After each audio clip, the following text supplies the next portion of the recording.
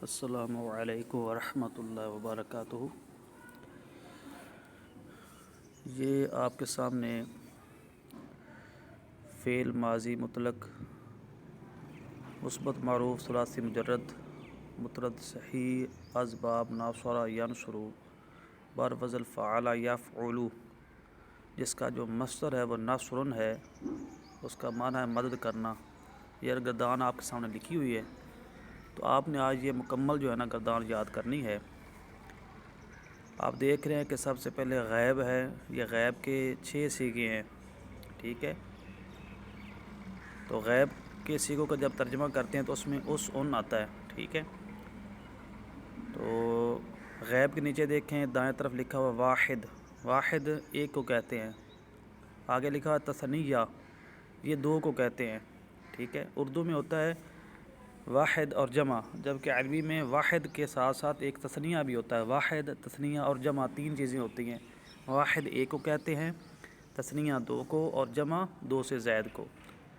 تو جب واحد کے صیغے کا ترجمہ کریں گے تو ایک کا لفظ ساتھ لائیں گے، جب تثنیہ کے صیغے کا ترجمہ کریں گے تو 2 کا لفظ ساتھ لائیں گے، کیونکہ تثنیہ 2 کو کہتے ہیں۔ اور جمع کا جب صیغہ جو ہوگا نا، اس کا جب ترجمہ کریں گے تو تمام سب کا لفظ اس میں شامل کریں گے۔ نیچے آپ دائیں طرف دیکھیں تو مذکر ہے، مذکر کے 3 صیغے ہیں جو اس کے سامنے موجود ہیں۔ پہلا صیغہ ہے ناصرہ، دوسرا ہے ناصرا، تیسرا ہے ناصرو۔ خود ہی آپ دیکھ سکتے ہیں کیا فرق ہوا کہ پہلے صیغے کے آخر میں جب الف لگایا تو دوسرا صیغہ بن گیا، اور پہلے صیغے کے آخر میں جب واو مدہ اور ساتھ الف کا اضافہ کیا تو وہ جمع کا صیغہ بن گیا۔ تو یہ علامتیں آپ نے ذہن میں رکھنی ہیں۔ اگر تینوں زبریں موجود ہیں تو پہلا صیغہ سمجھیں، اگر آخر میں الف بھی ساتھ ہے تو تثنیہ کا آپ سمجھیں گے اور تثنیہ والا ترجمہ کریں گے۔ اگر آخر میں واو مدہ موجود ہے اور آخر میں الف ہے تو وہ جمع کا صیغہ ہوگا اور جمع والا ترجمہ کیا جائے گا۔ تو اب ہم ترجمہ کریں گے تو ترجمہ اس طرح ہوگا کہ اس ایک مرد نے مدد کی، اس ایک مرد نے مدد کی۔ اس کا ترجمہ اس لیے کیا کہ غیب کا صیغہ ہے، ایک اس لیے کہ یہ واحد کا صیغہ ہے، مرد اس لیے کہ یہ مذکر کا صیغہ ہے، ٹھیک ہے۔ غیب کے 6 صیغوں میں سے پہلے 3 صیغے جو ہوتے ہیں وہ مذکر کے ہوتے ہیں اور دوسرے 3 جو ہے وہ مؤنث کے ہوتے ہیں، ان میں عورت کا ترجمہ کیا جاتا ہے۔ تو ناصرہ جو ہے اس کا مصدر ہے نصرن، جس کا معنی ہے مدد کرنا، اوپر لکھا ہوا ہے۔ تو چونکہ یہ فعل ماضی کی گردان ہے اور مثبت معروف بھی ہے، اس لیے اس کا ترجمہ فعل ماضی والا مثبت معروف والا کیا جائے گا۔ اس ایک مرد نے مدد کی گزرے ہوئے زمانے میں،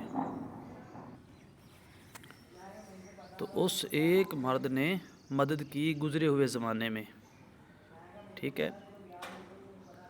فعل سب سے اوپر آپ دائیں طرف دیکھیں نا تو فعل کہتے ہیں کام کو، اس کا لغوی معنی ہوتا ہے کام۔ اور صرفیوں کے نزدیک اس کی تعریف یہ ہے کہ وہ کلمہ جو اپنا مستقل معنی رکھتا ہو،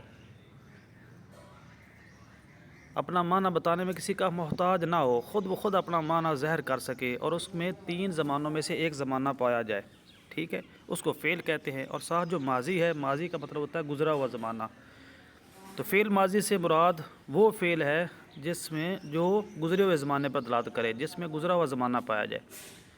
تو مطلق کا مطلب ہوتا ہے جس میں بعد اور قرب کی قید نہ ہو، ٹھیک ہے، جس میں دور ہونے کی یا قریب ہونے کی کوئی قید موجود نہ ہو۔ اور مثبت جس میں کام ثابت ہو تو وہ مثبت ہے، اور جس میں کام ثابت نہ ہو اس کو منفی کہیں گے۔ تو چونکہ اس میں کام ثابت ہے مدد والا، اس ایک مرد نے مدد کی گزرے ہوئے زمانے میں، تو مدد ہوئی ہے، مدد کا ہونا ثابت ہے، اس لیے اس کو مثبت کہیں گے۔ معروف جس کے فاعل کی پہچان حاصل ہو، ٹھیک ہے، جس میں فعل کی نسبت فاعل کی طرف کی جائے۔ مثال کے طور پر اب جو ہے ناصرہ، اس میں جو فعل ہے وہ مدد کرنا ہے، ٹھیک ہے، تو اس کی نسبت کس کی طرف ہو رہی ہے؟ اس ایک مرد کی طرف ہو رہی ہے۔ تو چونکہ اب فعل کی نسبت وہ فاعل کی طرف ہو رہی ہے کہ جو فعل کرنے والا تھا وہ مرد تھا، ایک تھا، ٹھیک ہے، اور موجود بھی نہیں تھا، تو جو وہ فاعل جو مدد کر گیا ہے فعل اس کی طرف منسوب ہے۔ فاعل کے متعلق پتہ چل رہا ہے کہ فاعل مرد بھی تھا، ایک بھی تھا اور موجود نہیں تھا، اس لیے اس کو فعل معروف کہیں گے۔ لیکن اگر فعل کی نسبت فاعل کی طرف نہ ہو آدمی کو پتہ ہی نہ چلے کہ وہ فعل کر کون گیا ہے، ایک تھا، دو تھے، مذکر تھا، مؤنث تھے، غائب تھا، حاضر تھا، تو اس وقت اس کو فعل مجہول کہیں گے، کیونکہ مجہول جو ہے وہ جہالت سے بنا ہے، اس میں مفعول کا صیغہ ہے، تو ہم اس سے جہل ہے فعل کرنے والے سے، تو اس لیے فعل مجہول کہیں گے۔ لیکن اگر فعل جو کر گیا اس کے متعلق ہمیں علم ہو جائے، پہچان حاصل ہو جائے، فعل کی نسبت اس کی طرف ہو رہی ہو، تو اس کو ہم فعل معروف کہیں گے۔ تو چونکہ یہاں پر فاعل کی طرف فعل کی نسبت ہو رہی ہے، اس کے معروف کہیں گے۔ معروف معرفت سے بنا، جس کا لغوی معنی ہے پہچان حاصل کرنا، تو معروف اس میں مفعول کا صیغہ ہے، ٹھیک ہے۔ تو یہ آپ نے اوپر اتنا تک یہ یاد کر لیں، ثلاثی مجرد، مطرد، صحیح، اس کی تعریف ہے انشاءاللہ۔ جو ہے جس کو یاد ہے وہ تو ٹھیک ہے، جس کو نہیں یاد ہے تو وہ انشاءاللہ آگے والے سبق میں ہم اس کو دہرائیں گے۔ تو ناصورہ کا ترجمہ ہوا کہ اس ایک مادر مدد کی گزرے ہوئے زمانے میں۔ اس کا ترجمہ اس لیے کیا کہ غائب ہے، مذکر کا اس لیے کیا کہ مرد ہے، مذکر کا صیغہ ہونے کی وجہ سے مرد کا ترجمہ کیا کہ اس ایک مرد نے، ایک کا ترجمہ اس لیے کیا کہ واحد کا صیغہ ہے۔ یہ تمام چیزیں آپ نے دیکھنی کہ یہ صیغہ کون سا ہے، اگر غائب کا ہو تو اس کا ترجمہ کرنا ہے، واحد کا ہو کہ ایک کا ترجمہ کرنا ہے، مذکر کا ہو تو مرد کا ترجمہ کر دینا ہے، اگر فعل ماضی کا صیغہ ہو تو گزرے ہوئے زمانے کا ساتھ بتانا ہے، ٹھیک ہے، ترجمہ کرتے ہوئے گزرا ہوا زمانہ جو ہے وہ ظاہر ہو، اور مثبت معروف کا ہو تو وہ فعل جو ہے اس کا اس بات جو ہے نا وہ اس میں واقع ہونا چاہیے، اور فاعل جو ہے اس کے متعلق جو ہے نا پتہ چلنا چاہیے کہ فعل کی نسبت فاعل کی طرف ہے۔ تو اس ایک مادر مدد کی گزرے ہوئے زمانے میں، ناصورہ جب یہاں جائیں گے تو اب چونکہ تثنیہ کا صیغہ بن گیا، باقی اس میں وہی چیزیں ہیں، غائب بھی ہے، مذکر بھی ہے، فعل ماضی مطلق، مثبت معروف، یہ تمام چیزیں ہیں، صرف واحد نہیں رہا، تو اب ایک کا ترجمہ نہیں کریں گے، اب دو کا ترجمہ کریں گے۔ ان دو مردوں نے مدد کی گزرے ہوئے زمانے میں، ٹھیک ہے، ناصورو، ان سب مردوں نے مدد کی گزرے ہوئے زمانے میں۔ اب مؤنث میں آ جائیں تو صیغہ ہے ناصورت، تو اب ترجمہ کریں گے کہ اس ایک عورت نے مدد کی گزرے ہوئے زمانے میں۔ اب ترجمہ جو ہے نا عورت کا کریں گے، کیونکہ اب مذکر کا صیغہ نہیں رہا، اس لیے مرد لفظ نہیں بولیں گے، مؤنث کا ہے اس لیے مؤنث میں آ جائیں گے، اور واحد ہے اس لیے ایک کا ترجمہ ہوگا، اس ایک عورت نے مدد کی گزرے ہوئے زمانے میں، ٹھیک ہے۔ آگے جو صیغہ ہے وہ ہے ناصورتو، تو اب چونکہ تثنیہ بن گیا لیکن ہے مؤنث کا، اس لیے عورتوں والا ترجمہ ہوگا، اور ساتھ ساتھ تثنیہ والا کہ ان دو عورتوں نے مدد کی گزرے ہوئے زمانے میں۔ نصورنا، ان سب عورتوں نے مدد کی گزرے ہوئے زمانے میں۔ یہ گزرے ہوئے جو لفظ ہے وہ اس لیے استعمال کروں تاکہ آپ کو اچھی طرح فعل ماضی کا جو ہے نا وہ یاد ہو جائے، فعل ماضی ہے، وگرنہ صرف یہ بھی کر دیا جائے نا کہ ان سب عورتوں نے مدد کی، تو یہ کی جو لفظ ہے نا یہ بھی گزرے ہوئے زمانے پر دلالت کر جاتا ہے۔ اگر ہم ترجمہ کرتے ہیں کہ ان سب عورتوں نے مدد کی ہے تو یہ قریب کا ہے، ماضی قریب کا، اگر کرتے ہم ان سب عورتوں نے مدد کی تھی، یہ ماضی بعید کا ہو جائے گا، ٹھیک ہے۔ تو چونکہ یہاں مطلق ہے، فعل ماضی مطلق ہے، لہٰذا ہم ہے یا تھا یا تھی کا اضافہ نہیں کریں گے، کیونکہ مطلق وہ ہوتی جس میں دور اور نزدیک کی قید نہ ہو۔ یا اگر ہم ترجمہ یہ کرتے ہیں کہ وہ سب عورتیں مدد کرتی ہیں، تو اب حال کا ترجمہ ہو جائے گا، یا وہ سب عورتیں مدد کریں گی، یہ مستقبل کا ترجمہ ہو جائے گا۔ تو چونکہ وہ فعل ماضی ہے تو وہ ترجمے ہم نہیں کر سکتے، تو لہٰذا جب ہم کی کا ترجمہ کریں گے اور ساتھ ہے، تھی یا کرتا ہے یا کریں گے نہیں استعمال کریں گے تو یہ فعل ماضی خود بخود بن جائے گا۔ گزرے ہوئے زمانے کا لفظ استعمال نہ بھی کیا جائے تو چل سکتا ہے کام، لیکن اگر بول دے تو زیادہ اچھا ہے، تاکہ پتہ چل جائے کہ اس کو پتہ ہے کہ فعل ماضی کا صیغہ اور فعل ماضی کا جو ہے نا ترجمہ کر رہا ہے، زیادہ واضح ہو جاتا ہے۔ آگے حاضر کے صیغے ہیں، حاضر کے بھی 6 صیغے ہیں، اور ان کا ترجمہ کرتے ہوئے تو، تم، آپ کا ترجمہ ہوگا۔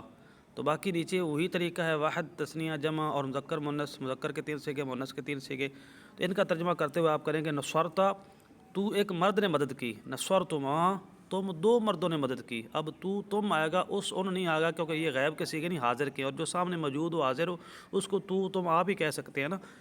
نصرتم، تم سب مردوں نے مدد کی۔ اب مؤنث کے صیغے ہیں تو نصرتی، تو ایک عورت نے مدد کی، نصرتما، تم 2 عورتوں نے مدد کی، نصرتنا، تم سب عورتوں نے مدد کی گزرے ہوئے زمانے میں۔ تو مطلب یہ گزرے ہوا زمانہ اگر کہہ دے تو زیادہ بہتر، اگر نہیں کہیں گے تو کی، کا، کے وغیرہ یہ دلالت کر دیتا ہے گزرے ہوئے زمانے پر۔ تو تم کا ساتھ ترجمہ کرتے رہے کیونکہ حاضر کے صیغے۔ آگے ہے متکلم، متکلم کہتے ہیں کلام کرنے والا، اس کا ترجمہ کرتے ہوئے میں یا ہم آتا ہے، ٹھیک ہے۔ تو اس کے 2 ہی صیغے ہوتے ہیں، ایک نسورتو اور دوسرا نسورنا، یعنی اس وزن پر باقی بھی سیگے آئیں گے. ایک واحد کا اور دوسرا جو نسورنا ہے یہ تثنیہ اور جمع دونوں کے لیے استعمال ہوتا ہے. اوپر دیکھ لیں تثنیہ اور جمع دونوں لکھا ہوا ہے. اور یہ دونوں سیگے مذکر کے لیے بھی استعمال ہوتے ہیں، مؤنث کے لیے استعمال، اس لیے ان کے ترجمے دیکھیں زیادہ ہوں گے. نصرتو، میں ایک مادر مدد کی گزرے ہوئے زمانے میں، یہ ہے جب اس کو ہم مذکر سمجھیں گے. اگر ہم مؤنث سمجھتے ہیں کیونکہ یہ مؤنث کا بھی یہی سیگا ہے تو ترجمہ بنے گا کہ میں ایک عورت نے مدد کی.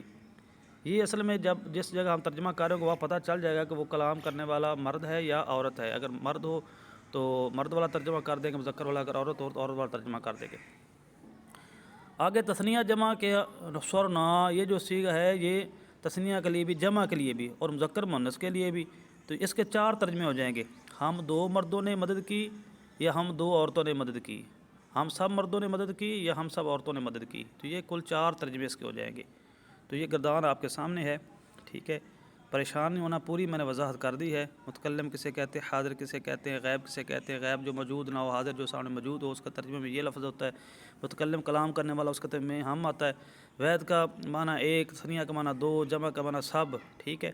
یہ اور سیگوں کے بھی ترجمے کر دیے، مزید لکھے ہوئے ہیں. آپ جو ہے نا اس گردان کو مکمل یاد کریں گے. زبانی آپ کو گردان آنی چاہیے، ٹھیک ہے. اور اوپر جو ہے اس کی بھی میں نے وضاحت کر دی. فعل کا لغوی معنی کیا ہے، تعریف کیا ہے، ماضی کسے کہتے ہیں، مطلق کسے کہتے ہیں، مثبت کسے کہتے ہیں، معروف کسے کہتے ہیں.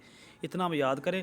ثلاثی، مجرد، مطرد، صحیح، اسباب، یہ انشاءاللہ چیزیں آگے کے سبق میں آ جائیں گی. اگر کسی جگہ سے آپ کو سمجھ نہیں لگی تو آپ پوچھ سکتے ہیں، ٹھیک ہے.